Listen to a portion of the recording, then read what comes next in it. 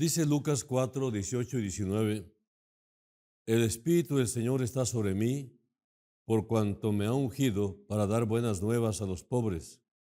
Me ha enviado a sanar a los quebrantados de corazón, a pregonar libertad a los cautivos y vista a los ciegos, a poner en libertad a los oprimidos y a predicar el año agradable del Señor. El tema de hoy es el año agradable del Señor. Ahora, ¿qué significa el año agradable del Señor? Algunos estudiosos lo interpretan de la siguiente manera, y ellos abarcan desde el 18 hasta el 21. Y el propósito, en primer lugar, es dar a conocer que estamos viviendo el año agradable del Señor y persuadir a los oyentes a aprovechar esta era de gracia. Al hablar del año agradable del Señor, cualquiera podría preguntarse, ¿cuál es ese año? ¿Será el año pasado, el año presente, el año futuro, o el que estamos en este momento persuadidos de que habremos de llegar próximo? En el Antiguo Testamento, los israelitas celebraban un año agradable, el cual era un año que les dejaba una gran riqueza, tanto espiritual como material. Veamos en primer lugar el año agradable en el Antiguo Testamento. En el Antiguo Testamento se le llamaba jubileo. Era el año del jubileo y se celebraba cada 50 años, según Levítico 25 y según algunos otros pasajes. Pero por lo regular estamos aquí observando las costumbres según la ley llevaba a cabo el pueblo de Israel. ¿Por qué decimos que era un año agradable? Bueno, porque la gente que por algunas circunstancias había perdido sus propiedades, en ese año las recobraba. Los que tenían deudas se les perdonaba. Los esclavos eran liberados. Entonces, el jubileo de los judíos se celebra cada 50 años. Será para vosotros, dice la palabra, un jubileo. Cada uno recobrará su propiedad y cada cual regresará a su familia. Levítico 25:10. En el libro de Levítico se ordena a los hebreos contar 7 semanas de años, es decir, 7 veces 7, que hace 49 años. El año agradable ahora en el Nuevo Testamento no es un año de 12 meses ni de 365 días. Comenzó desde el inicio del ministerio de Jesús. El año agradable lo trajo Jesús. Él es el año agradable y culminará con el arrebatamiento de la iglesia. Desde que Cristo vino a este mundo, estamos en este periodo, en esta dispensación llamada año agradable del Señor. Estamos en la era de la gracia. Las riquezas del año agradable o año de la gracia, ¿cuáles son? Pues que se predica las buenas nuevas a los pobres, hay sanidad para los quebrantados de corazón, hay libertad para los cautivos, vista para los ciegos, libertad para los oprimidos, perdón de deudas, perdón de pecados. Esto es lo que trajo Cristo. Ya no se trata de cosas materiales, sino de cosas espirituales, lo cual conlleva también como algo secundario, pero también factible, el hecho de las cosas materiales, las cuales pasan a segundo grado porque nosotros nos vamos a preocupar más bien de nuestra relación con Dios, lo cual es seguro y nada nos faltará. Estamos viviendo el año agradable del Señor. Y así como en el Antiguo Testamento, cuando llegaba el año del jubileo, las personas recobraban sus propiedades. en Cristo recobramos nuestros valores perdidos. En el mundo que se perdió porque Satanás lo ganó, Adán lo perdió en el mismo Edén. Así que como se perdonaban las deudas, hoy en Cristo los pecados todos son perdonados y con la promesa de que jamás Dios los recordará. Y así como se liberaban a los esclavos, hoy las cadenas de esclavitud se rompen por el poder de Dios y hay libertad en Cristo Jesús. También hay descanso. Por eso Jesús dijo, venid a mí todos los que estáis trabajados y cargados, y hallaréis descanso. Entonces, ¿qué es este año del jubileo que menciona Jesús citando a Isaías? La palabra jubileo literalmente significa cuerno de carnero en hebreo y se define en Levítico 25:9 como el año sabático después de 7 ciclos de 7 años, que equivale a 49 años. El año 50 iba a ser un tiempo de celebración y regocijo para los israelitas. El cuerno de carnero se tocó el 10º día del 7º mes para dar comienzo al 50º año de la redención universal. El año de jubileo involucró un año de liberación de deudas, como lo dice en Levítico 25, y todo tipo de servidumbre. Todos los prisioneros, los cautivos fueron liberados, todos los esclavos fueron liberados, todas las deudas fueron perdonadas y todas las propiedades fueron devueltas a sus dueños originales. Además, todo trabajo debía cesar por un año y aquellos sujetos a contratos de trabajo fueron liberados de ellos. Uno de los beneficios del jubileo era que tanto la tierra como el pueblo podía descansar. El jubileo presenta un hermoso cuadro de los temas del Nuevo Testamento sobre la redención y el perdón. El tema no se trata del jubileo en sí, sino lo que significa el año agradable del Señor, lo cual es el equivalente al jubileo antiguo de los judíos, que todavía está en vigencia para ellos al no aceptar a Cristo. Cristo es el Redentor, Cristo es el Mesías Redentor, que vino a liberar a los que son esclavos y prisioneros, pero del pecado. Romanos 8:2, Gálatas 5:1 y Gálatas 3:22 lo dicen. La deuda del pecado que le debemos a Dios fue pagada en la cruz cuando Jesús murió por nosotros. Colosenses 2:13 y 14. Y se nos perdona la deuda para siempre. Ya no estamos en esclavitud, ya no somos esclavos del pecado, ya no hay condenación hacia nosotros. Hemos sido liberados por Cristo Jesús y podemos verdaderamente entrar en el descanso que Dios provee al dejar de esforzarnos para hacernos aceptables delante de Dios a través de nuestras propias obras. De todo eso nos llamó el Señor a descansar. Por eso se llama el año agradable del Señor. Hebreos 4:9 y 10 lo dice. Ahora, lo que he dicho es solamente un bosquejo resumido que ayuda a aclarar a lo que se refiere la profecía leída por Jesús en el libro de Isaías.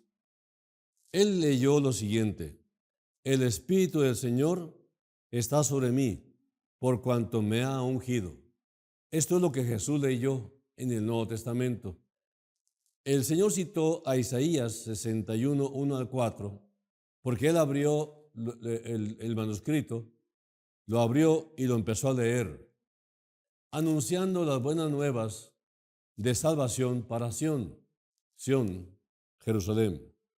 El Espíritu de Jehová, el Señor, está sobre mí, porque me ungió Jehová. Me ha enviado a predicar buenas nuevas a los abatidos, a vendar a los quebrantados de corazón, a publicar libertad a los cautivos y a los presos, apertura de la cárcel, a proclamar el año de la buena voluntad de Jehová. Pero hasta ahí llegó el Señor Jesús. No mencionó más lo que sigue. Lo que sigue dice, y el día de venganza del Dios nuestro. O sea que no se ha cumplido el día de la venganza y es lo que viene como siguiente paso. Hasta aquí lo que leyó Jesús en Isaías es precisamente el cumplimiento con su presencia. La presencia de Jesús vino a iniciar el año agradable del Señor o el jubileo en el Nuevo Testamento para los que creen. Entonces, continuando, dice, a proclamar el año de la buena voluntad de Jehová y el día de venganza del Dios nuestro. Eso es lo que falta. A consolar a todos los enlutados, a ordenar que a los afligidos de Sión se les dé gloria en lugar de ceniza, óleo de gozo en lugar de luto, manto de alegría en lugar del espíritu angustiado, y serán llamados árboles de justicia, plantío de Jehová para gloria suya. Reedificarán las ruinas antiguas y levantarán los asolamientos primeros y restaurarán las ciudades arruinadas, los escombros de muchas generaciones. En el contexto de la profecía original de Isaías, que declaró cientos de años antes de Cristo,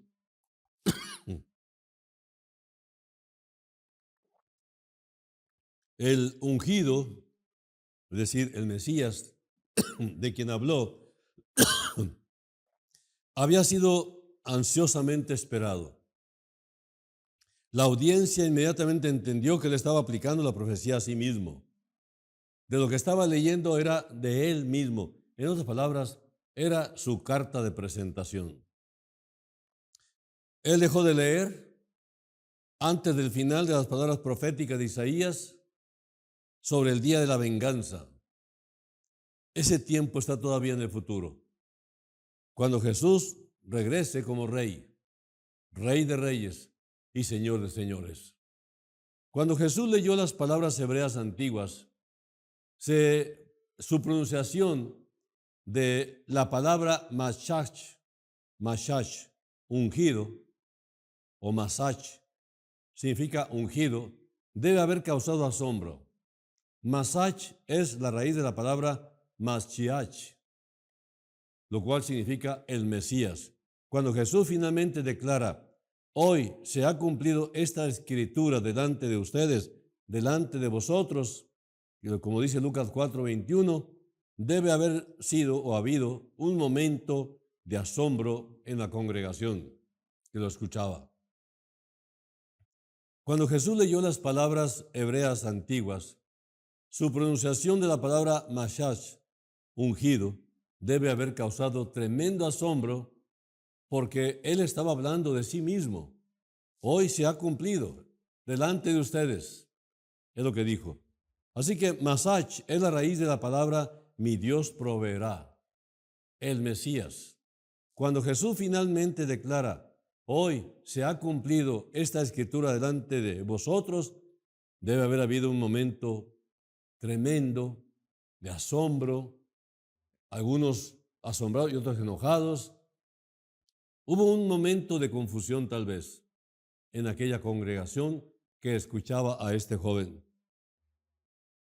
Mesías viene de la palabra hebrea, como dije, Mashiach, que significa ungido o elegido. El equivalente griego es la palabra Christos, o en español, Cristo. El nombre Jesucristo es igual al de Jesús el Mesías.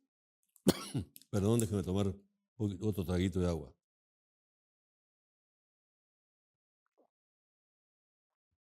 En los tiempos bíblicos, ungir a alguien con aceite era una señal de que Dios estaba consagrando o apartando a esa persona para una ocupación particular. Era un ordenamiento, era la unción de un ordenamiento. Por lo tanto, un ungido era alguien con un propósito especial ordenado por Dios. Continúa el versículo, para dar buenas nuevas a los pobres. Jesús se refiere aquí a los pobres de espíritu. La diferencia entre los humildes y el orgulloso, tal como Él se refiere a ellos en el Sermón de la Montaña, dice, bienaventurados los pobres en espíritu, porque de ellos es el reino de los cielos. Mateo 5:3. Una persona humilde es mucho más apta para escuchar la palabra de Jesús que el orgulloso. Debemos seguir el ejemplo de Jesús y enseñar el evangelio a los pobres para declarar las buenas nuevas, para evangelizar, para enseñar acerca de Jesús y la salvación. Pobre, en este contexto, es cualquier persona que no conoce la riqueza de la vida en Cristo. Ahora, con respecto a nuestras actitudes hacia Dios y nuestro prójimo, Dios nos da dos promesas. En primer lugar, que el arrogante será castigado. Proverbios 16:5, Isaías 13:11. Y en segundo lugar, bienaventurados los pobres en espíritu, porque de ellos es el reino de los cielos. Mateo 5:3. Porque en verdad Dios resiste a los soberbios y da gracia a los humildes.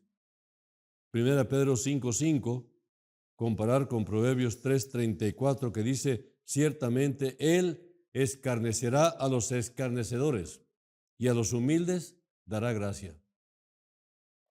Jesús vuelve a Galilea en el poder del Espíritu Santo y vino a Nazaret donde se había criado. El sábado, o sea, el día de reposo, fue a la sinagoga como era su costumbre, se puso en pie para hacer la lectura y el libro del profeta Isaías le fue entregado. Él encontró el lugar donde estaba escrito, que es el que leímos hace un momento. En Lucas 4, 18-19, Jesús lee ese pasaje escrito 700 años antes de él. En la sinagoga miraban fijamente a aquel joven Jesús.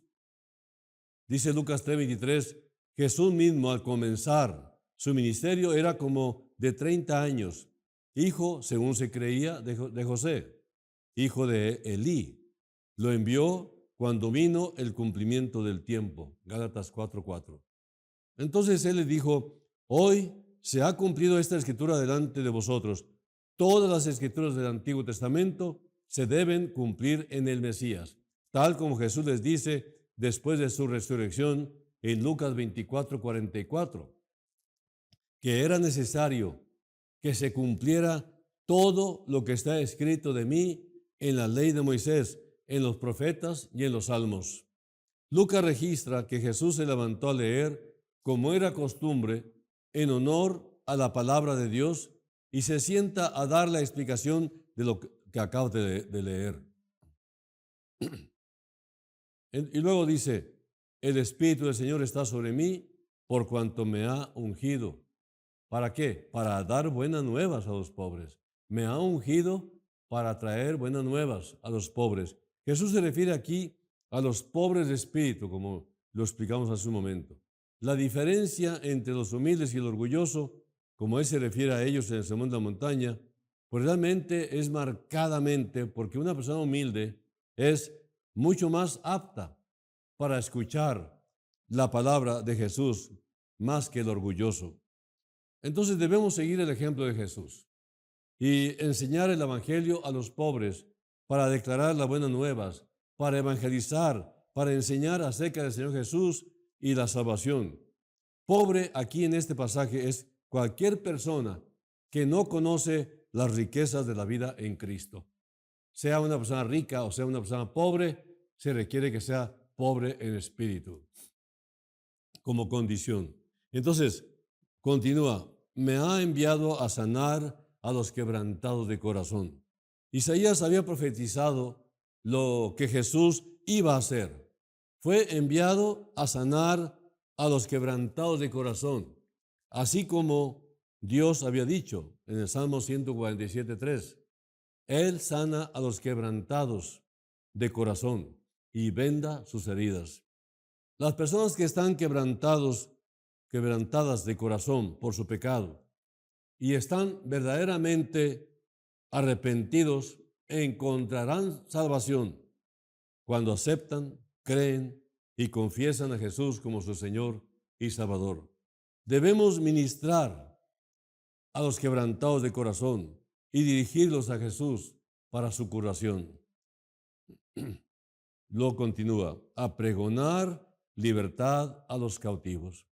En Hechos 10:38 leemos cómo Dios ungió con el Espíritu Santo y con poder a Jesús de Nazaret y cómo éste anduvo haciendo bienes y sanando a todos los oprimidos, los cautivos por el diablo, porque Dios estaba con él. Ahora, Jesús vino a liberar a las personas. La libertad de la que él habla es ser libres del encarcelamiento, de hábitos malos, adicción física, la lujuria del dinero, los caminos del mundo, etc. La libertad recibida por un corazón humilde, en contraste con un corazón orgulloso, es como la que encontramos en la parábola donde Jesús enseña sobre el fariseo y el publicano en Lucas 18. Y luego continúa el versículo, y vista a los ciegos, dice. Jesús hizo muchos milagros y sanó a muchas personas ciegas. Incluso abrió los ojos a un ciego de nacimiento. Pero aquí está hablando de la ceguera espiritual, como dice en Juan 9:39, cuando dice, para juicio he venido yo a este mundo, para que los que no ven, vean, y los que ven sean cegados. Jesús quiso decir con esto que los fariseos que podían ver se quedaron ciegos a las verdades de su enseñanza por causa de su orgullo e incredulidad. Los fariseos estaban en primera fila escuchando al portentoso maestro, pero ellos estaban más ocupados en ver las fallas, a ver si había alguna falla para acusarlo. Así que las grandes verdades que Jesús estaba hablando del año agradable, realmente no les cayó a ellos jamás. Entonces, como creyentes, debemos seguir el ejemplo de Jesús y tratar de abrir los ojos de aquellos que están espiritualmente ciegos con las verdades de la palabra de Dios. Por eso dice la palabra, y conoceréis la verdad y la verdad os hará libres. Para poner en libertad, dice más adelante, a los oprimidos. Mucha gente en los días de Jesús estaban oprimidos y muchos se aprovecharon de viudas y huérfanos. Ellos también fueron oprimidos por los impuestos. Las cosas no han cambiado en los casi 2000 años. Sin embargo, Jesús dijo, por tanto, si el Hijo os hace libres, seréis verdaderamente libres. Juan 8:36. A proclamar, dice el versículo, el año agradable o de gracia del Señor. En el contexto de Isaías 61, 1 y 2, parece hacer referencia al año del jubileo, como lo explicamos al principio, que ocurría cada 50 años. Y en ese año, todos los esclavos hebreos que podían haber sido esclavizados por deudas fueron puestos en libertad. La tierra que había sido vendida a otro, volvió a su dueño original. La profecía de Isaías describe exactamente para lo que Jesús vino. Vino para liberar a los cautivos. Ahora, ¿de qué se trata entonces este año agradable? Me gusta mucho la expresión año agradable del Señor. Según lo que leímos hace un momento, se trata no necesariamente de 365 días, sino de que en Dios encontramos perdón y salvación, sanidad y restauración, libertad y visión. Todo esto simplemente por la fe, por la puritita gracia. A medida que continuamos leyendo Isaías 61, él también está declarando la venida del Mesías para marcar el comienzo de un período de libertad sin precedentes e integridad. La justicia triunfará sobre la opresión y los injustos sufrirán castigo y la justicia de Dios. ¿Qué notas realmente encontradas a través de siervos de Dios que han profundizado en la palabra, hallando la parte práctica, que es lo que estoy compartiéndoles a ustedes. Cuando pensamos en este pasaje, nos damos cuenta de que como seguidores de Mesías, o sea, Cristo, que tenemos que decirles a otros acerca de Jesús, y al hacerlo, nosotros también estamos declarando que ahora es el tiempo aceptable, ahora es el día de salvación, según el Corintios 6:2. Es el año agradable. El año agradable del Señor es cuando somos restaurados, cuando somos puestos en libertad. Es el año en que aceptamos a Jesús como nuestro Mesías y reconocen la necesidad de un Salvador y la aceptación de que vamos a servirle, alabarle, adorarle, honrarle, buscarle y obedecerle por el resto de nuestra vida. Entonces aquí encontramos la clave de por qué no es una religión nueva a la que nos invita el Señor. Nos está invitando a una vida nueva, a una forma de vida completamente contrastante y radical a la que llevamos hasta el día de nuestro encuentro con Cristo. Tenemos las maravillosas buenas nuevas que significa evangelio. Vamos a decirles a todos los que conocemos que este es el año agradable del Señor, en donde recibirán por medio de Cristo eterna redención y gozo perpetuo. Predica el evangelio porque hay almas que salvar. Esta fue la comisión de Jesús a sus discípulos y como creyentes es nuestra comisión también. Ahora bien, ¿qué es ganar almas?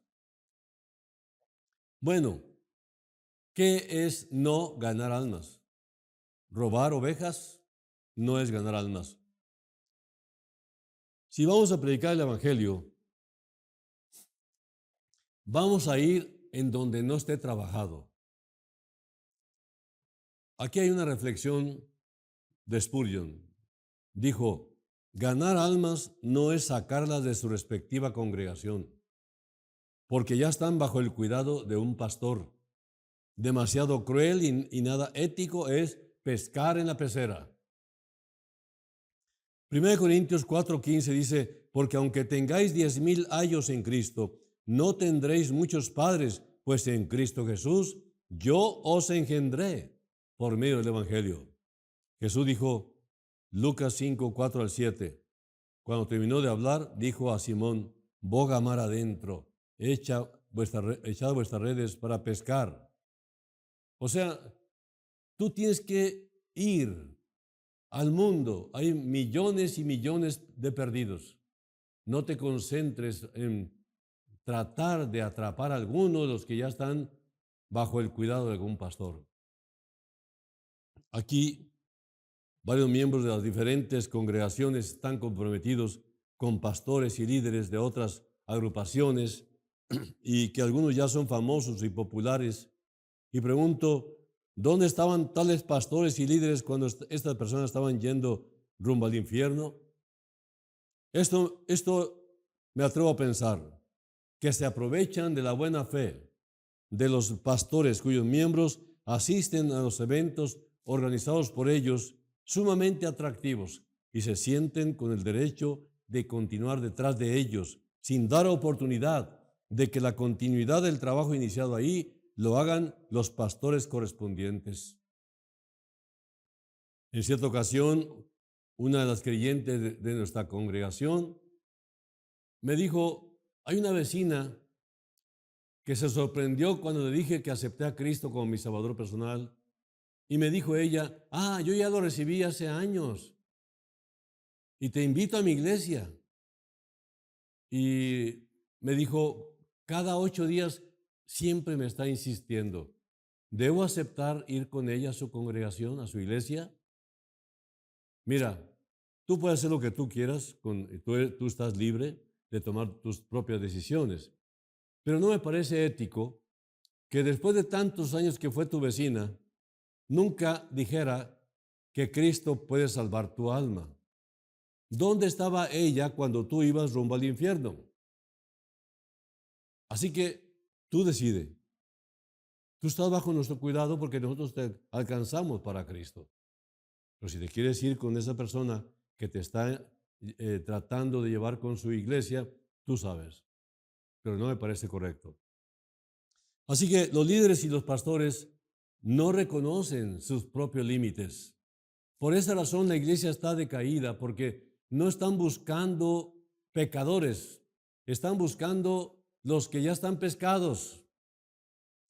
Es muy triste, además de frustrante, que después de invertir muchos años atendiendo las almas que han costado tanto, vayan a comprometerse en otros trabajos simplemente por ser convocados a eventos masivos muy atractivos y regresar sumamente entusiasmados.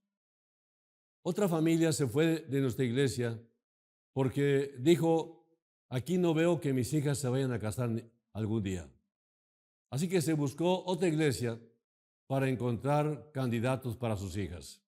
Bueno, es fecha que la mayoría no se han casado todavía. Yo creo que no se van a casar. El problema no es ese. Gracias a Dios por los que tienen esa capacidad de convocatoria y ser tan atractivos. El problema está en el seguimiento que los mismos organizadores hacen de los asistentes, sin pedir permiso o autorización y sin presentar resultados a sus respectivos pastores. El apóstol Pablo ya experimentaba esto en 2 Corintios 10, 12 al 18, porque él dice: porque no nos atrevemos a contarnos ni a compararnos con algunos que se alaban a sí mismos, pero ellos, midiéndose a sí mismos por sí mismos y comparándose consigo mismos, no son juiciosos. Pero nosotros no nos gloriaremos desmedidamente, sino conforme a la regla que Dios nos ha dado por medida, para llegar también hasta vosotros, porque no nos hemos extralimitado como si no llegásemos hasta vosotros, pues fuimos los primeros en llegar hasta vosotros con el Evangelio de Cristo. No nos gloriamos desmedidamente en trabajos ajenos, sino que esperamos que conforme crezca vuestra fe, seremos muy engrandecidos entre vosotros conforme a nuestra regla, y que anunciaremos el Evangelio en los lugares más allá de vosotros, en lo que ya estaba preparado, más el que se gloría, y que anunciaremos el Evangelio en los lugares más allá de vosotros, sin entrar en la obra de otro, para gloriarnos en lo que ya estaba preparado. Mas el que se gloría, gloríese en el Señor, porque no es aprobado el que se alaba a sí mismo, sino aquel a quien Dios alaba. Así que si vamos a predicar el Evangelio, yo no considero como ganar almas robar miembros de otras iglesias ya establecidas. Nuestro objetivo es llevar almas a Cristo, antes que conseguir adeptos para nuestra iglesia. Algunos de nuestra congregación, no todos, pidieron permiso para ir a algunos otros eventos y que no pusieron ninguna objeción de asistir, pese al costo y la distancia, pero al regresar quedaron en el umbral casi de perderlos, porque en lugar de entregar cuentas claras, los mantienen ligados a ellos. Esto es lo que siempre hemos luchado por años. Los jóvenes son muy atractivos para muchos pastores. Los invitan, los están siempre exhortando, y nosotros les damos permiso como pastores a ellos para que vayan y estén divirtiéndose con otros creyentes de otras congregaciones, pero al final quedan ligados y no se vale. Pero bueno, cada quien es libre. Y aparentemente no se ve lo malo, pero ¿quién le está dando seguimiento a cada uno de ellos? ¿Quién se está gastando por ellos? Y en todo esto hay algo equivocado. Y es que los líderes deben conocer sus propios límites, deben respetar al pastor de la iglesia convocada y dar cuentas de los resultados obtenidos y sacar las manos de ahí. Entonces, aquí podríamos decir que no faltan ladrones de ovejas. Y no voy a acusar a nadie. Simplemente te digo que no son hermanos, no son verdaderos creyentes, no están anunciando el año agradable del Señor. Vamos a predicar el Evangelio, vamos a abogar mar adentro, más allá donde están los peces, lejos, vamos a echar las redes. Y vamos a hacerlo en el nombre del Señor, por fe. Y sabemos muy bien que, como dice la palabra, se llenarán tanto las redes que no podremos solos con el trabajo. Tenemos que pedir ayuda a los discípulos para que apoyen la cosecha. Es importante analizar estas cosas. Así que si tú eres un creyente verdadero y todavía no te has atrevido a anunciar a Cristo, quiero decirte que estamos en un tiempo de pandemia mundial. En todo el mundo hay temor. En todo el mundo hay temor a morir. Hay muchas probabilidades de ello. Por lo tanto, nunca se había preparado tanto el mundo para recibir las buenas nuevas de gran gozo como el tiempo actual. Hay que ganar las almas. Vamos a ganar las almas. Vamos a compartir. Hay que ser más valientes, más agresivos en cuanto a presentar la palabra. Arregla tu corazón y ve en el nombre del Señor. Cuando yo inicié a evangelizar, hace más de 50 años, verdaderamente tenía mucho temor por mis complejos, tenía miedo de equivocarme y ser acusado de haberme equivocado. Siempre tuve mucho miedo, pero entonces leí el pasaje de la Gran Comisión de Mateo 28, donde Jesús dice: toda potestad me es dada a mí en el cielo y en la tierra. Por tanto, vayan ustedes, vayan y hagan discípulos a todas las naciones. Ustedes bautícenlas en el nombre del Padre, del Hijo y del Espíritu Santo. Ustedes enséñenles lo que yo les enseñé a ustedes. Y si lo hacen, yo estaré con ustedes todos los días hasta el fin del mundo. El año agradable del Señor es desde que Cristo vino a pisar esta tierra. Entonces los pregoneros de ese año agradable, los pregoneros son las buenas nuevas, los que llevan las buenas nuevas de gran gozo, los creyentes, los que llevan la palabra valientemente. Muchos han sido asesinados a través de la historia, pero la corona de gozo les espera. Hay 5 coronas, las cuales son para los fieles en Cristo Jesús. La palabra nos dice claramente en una parábola de los talentos que Jesús dijo: sobre poco has sido fiel, sobre mucho te pondré. Entra en el gozo de tu Señor. Si ustedes se dan cuenta, poco o mucho no es el punto, sino la fidelidad con lo que tú lo hiciste. Realmente pecamos constantemente, pero constantemente buscamos el perdón, confesándolo, porque el Señor ya nos lavó con su sangre. Y mientras estemos en este mundo, nos mantendremos contaminados. Por eso Jesús lavó los pies de los discípulos, simbolizando de esta manera que mientras sigan pisando este mundo, estarán contaminados. Así que vamos a Cristo, vamos al Señor y vamos a pregonar el año agradable del Señor. Vamos a predicar con júbilo, vamos a predicar con gozo, vamos a llevar el mensaje salvador. Y empieza a ver a los que están cerquita de ti, tu familia, tus hijos, tu pareja. Es importante ser valientes por fin. El tiempo se acaba. Cristo ya viene pronto. Y quiero recordarte que estás muy lleno de buenas intenciones, pero quiero también hacerte énfasis que en el cielo no se ganan las almas, se ganan aquí en el mundo.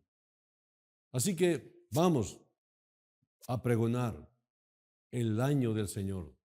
Vamos a pregonar el Evangelio. Vamos a pregonar las nuevas de gran gozo. Vamos a ganar las almas. No serás feliz jamás hasta que ganes a tu primer pecador, hasta que ganes a la primera alma. Y tú serás tan dichoso que no tienes idea que a quién hiciste feliz al llevar un alma a Cristo Jesús. Dice la palabra que hay gozo delante de los santos ángeles del cielo por cada pecador que se arrepiente. Yo te invito entonces, en el nombre del Señor, que limpies tu vida, que limpies tu corazón y emprende el camino de la salvación. Emprende el camino de pregonar el año agradable del Señor. Vamos a orar. Padre eterno, gracias por darnos esta oportunidad, por hacer este llamado a todos los creyentes de tu iglesia, para que todos sean avivados y traigan como resultado de ese avivamiento almas nuevas que se incorporen al cuerpo de Cristo, a la iglesia verdadera. Yo te ruego, Señor, que purifiques nuestra iglesia, limpies los corazones y sobre todo, Señor, quites la hipocresía, quites las malas intenciones. Danos un corazón sincero y efectivo en todo lo que emprendamos. Que vivamos, que practiquemos, que pongamos por obra lo que tanto pregonamos. Te pido, Señor, especialmente por los que todavía luchan con la entrega. Ayúdalos, Señor, a creer. Sé que muchos están sufriendo, pero el orgullo es terrible, es tenaz y no pueden dar el paso hasta que sean quebrantados. No permitas que alguno de los que han oído tanto se pierda, sino que por fin den el paso de fe. En el nombre de Jesús te lo pido. Amén. Dios los bendiga.